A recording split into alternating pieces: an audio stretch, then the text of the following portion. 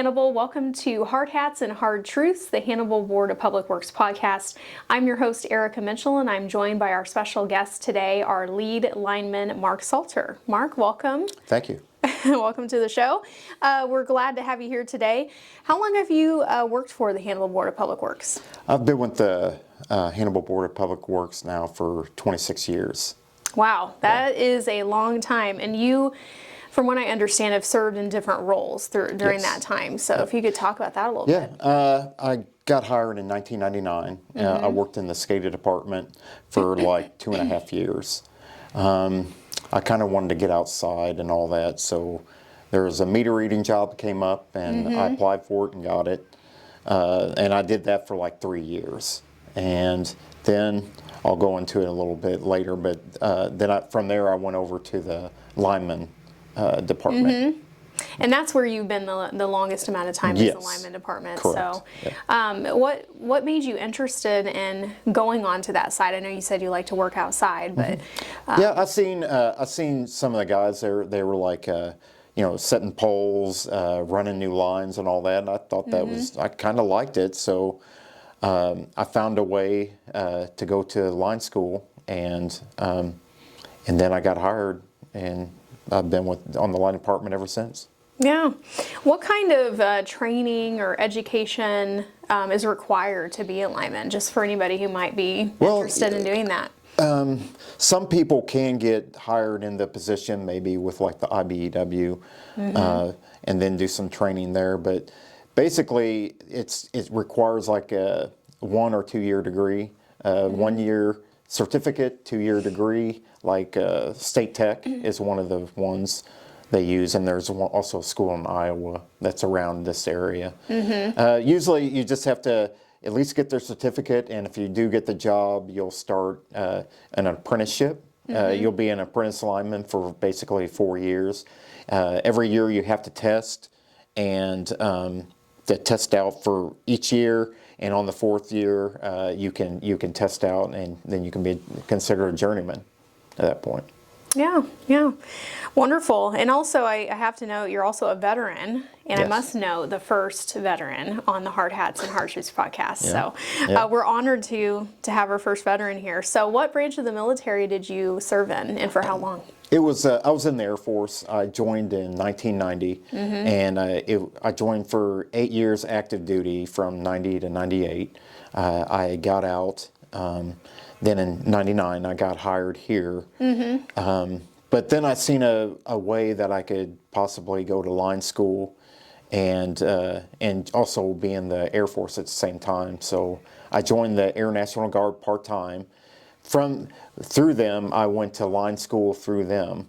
And right before I was graduating, Beverly with HR called me and said, hey, there's a position open in the line department if you want to apply for it. I applied for it and I got it. And I've been in the line department since June of '05. Wow. So you've got a lot of longevity with the Board of Public Works, and also with serving in our military for our country. So I'm actually going to be officially retired in like 3 days. It'll be 29 years, and wow. I really enjoyed it. That is so impressive. Got to see the world, and it was great. Yeah, you've been everywhere, and you've had 3 tours. Is that correct? Yep, I've been to Iraq and Afghanistan, Qatar, Kuwait. Yeah, I've been pretty much a lot of those places. That's incredible. Well, thank you very much for your service, both to our country and for our organization here. So now let's go ahead and jump into our topic for today's episode. In just a couple of weeks, we're actually going to be going into the Hannibal Elementary Schools and putting on our annual electric safety presentations. And you've been a part of those presentations for several years, correct? That's correct. I've probably been doing it for like 20, 21 years now with the schools. Yeah, he's got a lot of experience, a lot of faces you've seen over the years. Yeah. A lot of the community probably really recognizes you just from putting those on and then doing all the other work. Matter of fact, I think one of them was one of the guys in our department, Ben. I believe I gave the electric demo to him. And, oh my goodness, really? Yeah, I believe so. Yes. Isn't that's so funny how it comes around full circle? That's for right, sure. But yeah. who knows? You may have inspired him to become a lineman. You never know. Maybe so. Yeah. Yeah. That's wonderful. Well, if you could just walk us through some of the various topics that you discuss with the local youth through those demonstrations. Well, what it is, we usually go to the elementary schools, and it's usually first, third, and fifth. And the idea is to teach these young kids electrical safety. That's the big thing. We give them like some stuff that can happen on the outside of your house, and also stuff on the inside of your house. For instance, power lines through trees. We try to tell them, stay away from those. Don't climb trees with them in it. If there's storms and lines fall, that's the big thing. Is please don't touch it. Call us. We'll come and take care of it. Because even if a line is on the ground, it still could have electricity going through it, even with it on the ground. Because we went to one hurricane, and these people called, so we went to this house, and there was a line down in their backyard. It was smoking, and it had been like that for 3 days. Had no idea, and, because there were so many outages everywhere. But yeah, we were able to turn it off and put it back up safely. Anyway. Yeah, and I'm glad you mentioned that, because that is something that we do, is we provide mutual aid to other communities across the nation, public power communities. And what's nice is that we provide that aid whenever we're not going through a disaster or something like that, because we may need the help someday. And one of the last big storms that we had was in 2013, was it? Right. Yeah, we had a tornado event, and I would say, what was it, probably 3/4, if not more, of the town didn't have power for like a week. That's correct. Yeah, it was and how many linemen came in for that? I thought there was somewhere around the thing of like maybe 80 linemen that came in to help us. Without their help, it would have gone on for weeks. Oh yeah. But that's the great thing about the mutual aid, where we can other towns will help when they need help, and we'll go to them. They'll come to us. It works out great because it makes the outage not so long. Yeah. But Hannibal was without power. Parts of the city got turned on earlier, but the very last we were completely done in 7 days, which was pretty good. Yeah, certainly for the event that happened, which I believe was like an F1 tornado. So it was definitely a emergency type of event where we had to activate our emergency responding plan. So now, one of the items you bring with you to the electrical safety demos that we do are the gloves that you wear when you're working with power lines. So, and you have those to show us today. He's got some show and tell for us, so he's going to bring those out. Well, this is our glove bag that we have. We have two pair of gloves in here. They're different than normal gloves, and these gloves are ones that that are actually used to actually touch electricity and not get shocked. The first one, the smaller gloves, these are electric gloves that go up to 1,000 volts, meaning I can touch 1,000 volts and not get shocked. These things on the outside are called the gauntlets. That's actually protecting these rubber gloves right here. These go up to 1,000 volts. We can use them very often, especially if it's raining outside. Electricity and water don't go together, and so make sure and have these on us.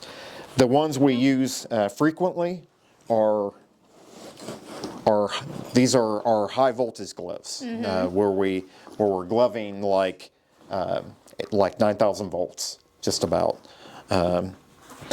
One thing about the gloves we have to make sure of is there's no pinholes in them. So before each use, we should take both of the gloves out and let air get into the glove, but now I'm going to seal it off. Okay. Like this, and then start rolling it. Roll it down, yeah. And till it's filled up. And what I'm going to do, I'm going to listen for any air, because it's very dangerous if a pinhole gets in there. You could get hurt really bad. Yeah, that's one of the doesn't take much things. at all Right. to cause a catastrophe. So we even have a glove changeout program, meaning every 3 months we'll send the gloves we've used into a company and they will test it all.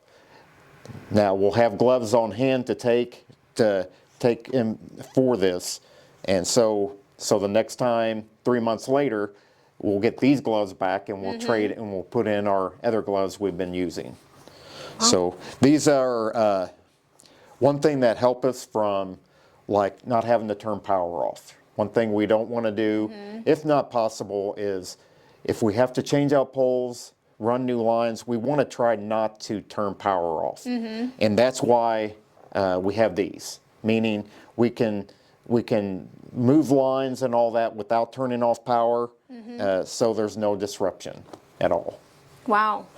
It's crazy to think that those gloves really prevent the switching on and off of power for maintenance of electric lines or repairing a line because of maybe a severe weather event or whatever may have caused the outage. So maybe back in the day they probably liked, hey, we had to turn off your power for a while, but with the big industries and when it's cold outside, hot outside, we do our best to not ever turn power off unless we positively have to.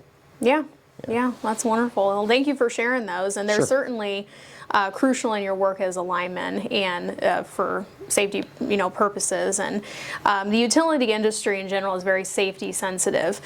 Safety is certainly of utmost importance in all that we do here at the BPW, and those are just one of many things that we have in place to keep our crew members safe under any kind of conditions that you may encounter when you're out on the job, and maintaining essential services for the Hannibal community. One more topic I did want to talk with you about today is power outages, and you deal with those quite a bit as a lineman. That's what you get called out to. To fix, is to restore power or, remove an obstruction or whatever it may be. So from your experience with dealing with outages, because you've been a lineman for a long time, right? Yes. What would you say is the number one cause of a power outage? Probably the number one cause would be squirrels. They cause all kinds. Yeah. They get up on transformers and the transformer is grounded, but they'll touch the transformer and they'll reach up and hit what they call our stinger line. And basically electricity is kind of wanting to go to ground, so it'll kill the squirrel, and it usually blows a fuse for it. So at that point, people will lose some power. They have to dispatch us. We go in and we'll replace the fuse and put the power back on. So this happens quite a bit. Yeah, it could. In terms of that's the cause when you go out and deal with an outage. Yeah. Back in the day, we had a whole lot of outages, but anymore, there's not that many. Between everything from tree trimming to putting guards on lines and all that, replacing poles, running new lines, rerouting, our system is only getting better every year. Yeah, and that's what we call kind of proactive efforts, the tree trimming and the animal guards, because birds can be an issue too, from what I understand. But I think a lot of people might be surprised to hear that squirrels are technically the number one cause of outages. So there you go. Yeah. And well, the other thing is storms. Storms cause outages. If you have a hard storm come in, it depends. If sometimes you may lose some power during a hard storm, but anymore, even with some of our hard storms, we haven't had many outages. So, all the proactive stuff we've put into like trying to prevent stuff, it's working. Yeah, absolutely. Yeah.